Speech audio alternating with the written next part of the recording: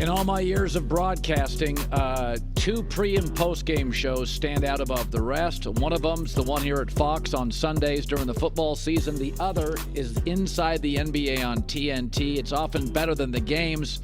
And the adult on that set, Ernie and Kenny Smith, the Jet, 2 titles, got a new book called Stories of People Who Made Me. I'm over halfway through it.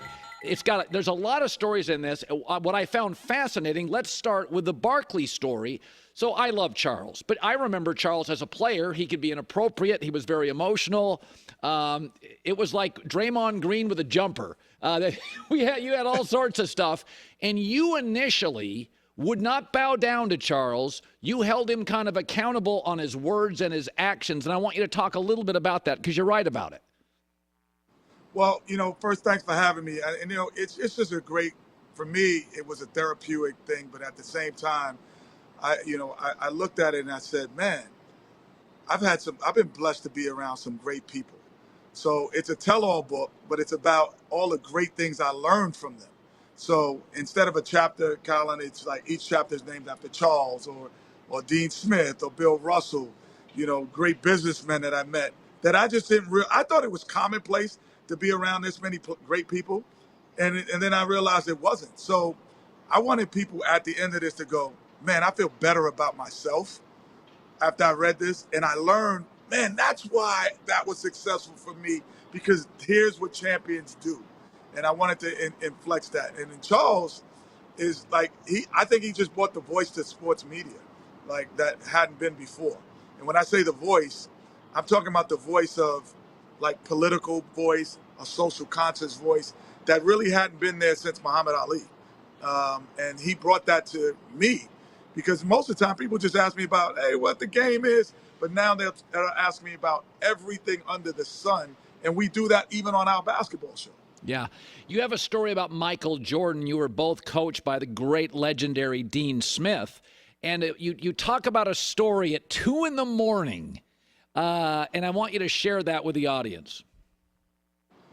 Well, with Michael, we what happened at the University of North Carolina, when you're on the road, with as a freshman, you always room with an upperclassman. So I would either room with him with Sam Perkins, Michael Jordan, or Buzz Peterson on every road trip. And so at night, you just sit and you talk about your dreams and your aspirations. And so all of the things that you've learned or want to be. So you hear a 19-year-old Michael Jordan, talking to a 17-year-old Kenny Smith.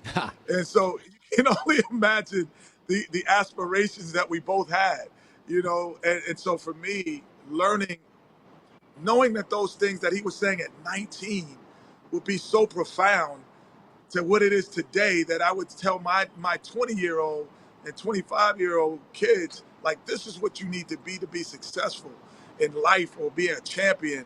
It's just astounding that he knew those things at 19. Yeah.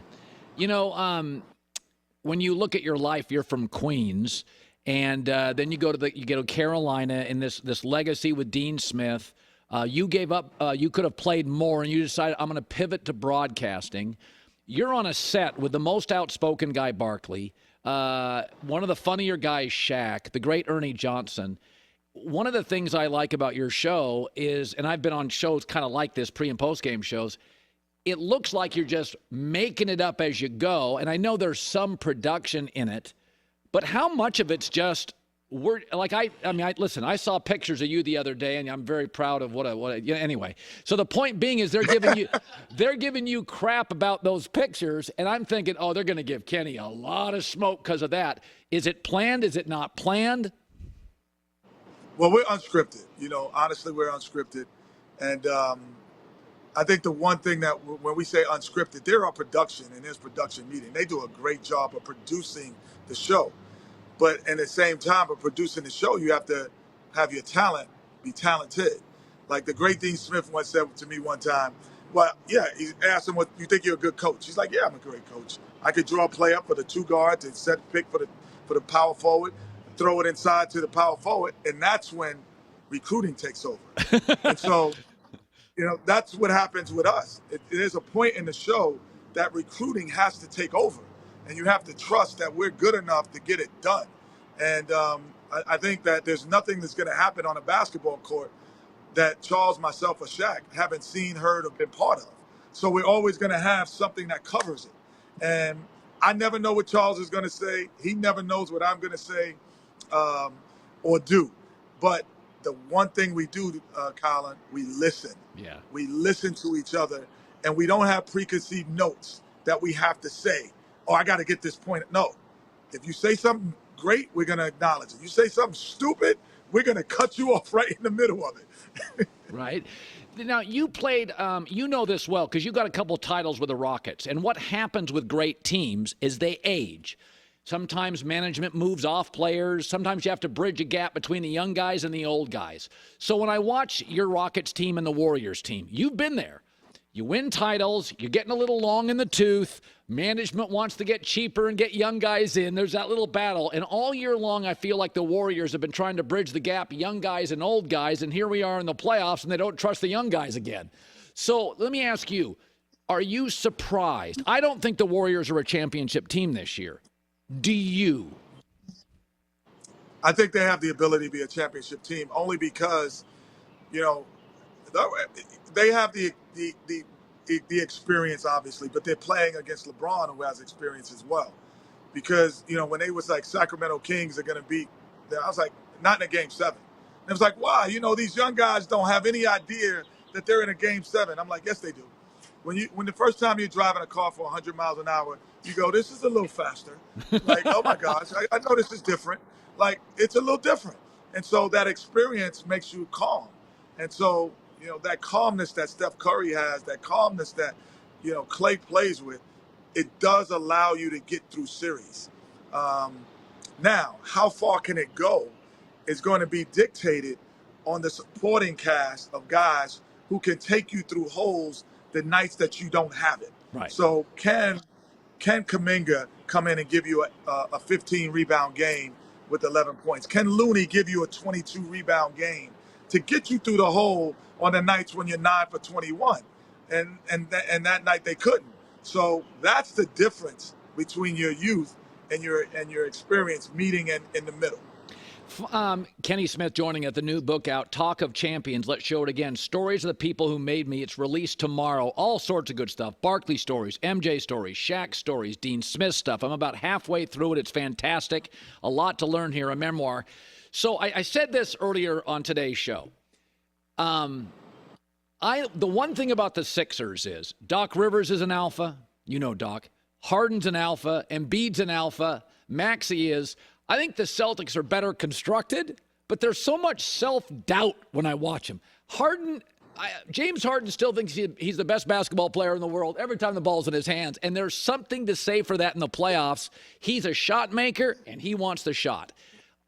Aren't you a little worried that this Celtics team, with these core 5 and 6 guys, Kenny, we're in year 5 or 6 of this, and I still, at the end of the shot clock at the end of games, I don't trust them. Isn't that concerning? Well, let's start here, though. You know, arguably, Jason Tatum and Jaylen Brown has been the winningest duo in basketball the last 6 years. Those guys have been to the Eastern Conference Finals multiple times. They've been to the NBA Finals. They are the winningest duo within the last 6 years by far. So the only caveat to the equation is now new coaching. So, you know, you have a guy who was there before. You know, this is their third coach with that much success. Right. You know, Brad Stevens is in there. Then he moves on. Then you get Ime Udoka. He moves on, and now you have another coach. So the only constant has been these two guys have gotten his teams there. You've had Kyrie Irving there. You had Isaiah Thomas there at the point guard position. But the two constants, these are the winningest duo, man. And I don't put anything by them. I believe in the Celtics because I believe in those two guys more than anything. So I still have the Celtics moving on because of those two guys have not let me down in the last 6 years. Can you be a superstar like Anthony Davis and play 55 games a year? What do you make of that? I mean, is that is that the new load management era, which I don't love. Where do you classify AD in the superstar pantheon of all those great players? Well, he is a superstar, in the true sense of the word. The amount of games now, honestly, 82 games is too many to play. Honestly, right. I played 82. In my back and my knees, you see the way I run to the board. That's from 82 games, brother. Like, that's too many, man. Your body's not built to that. The only thing that I always find interesting with AD is like, let's take it in music.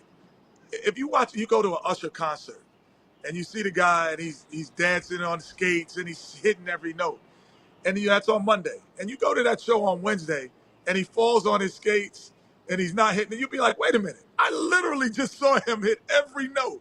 He's like, what are you talking about? So for me, when I watch Anthony Davis, I'm always surprised that he has games where he doesn't hit the notes. And that's incredible for a guy who every single night has an advantage. He's the most skilled big. He's going to be the most athletic at certain times. He's going to have so many different things. And at times, and especially in a series, Colin, when you play against a guy on Monday and then you play against Wednesday, you have the same advantage. That's why a lot of guys, you should never pay a player off of a series because, yes, he has an advantage against that guy, and he might not have it against the other 18 teams in the league that made the playoffs. So, you always, I look at him and go, man, he has the advantage on Monday, Wednesday, and Friday, but not Tuesday, Thursday, and Saturday. That doesn't make sense to me. That's the part that never makes sense to me. Yeah. Kenny Smith, two-time champ, Inside the NBA on TNT, a must-watch show. Shaq, Charles, Ernie, and Kenny. It's a memoir, talk of champions, stories of the people who made me. Just a class guy, and you have been your entire career. I saw him at the airport in L.A. a couple of weeks ago, and I thought, don't get in the way of the jet, baby. He still moves fast. He's rushing to a plane. Don't get in the way of the jet. Great seeing you, man. Appreciate it. Thanks a lot, brother. See you later. Thanks for having me. All right. Kenny Smith, good guy.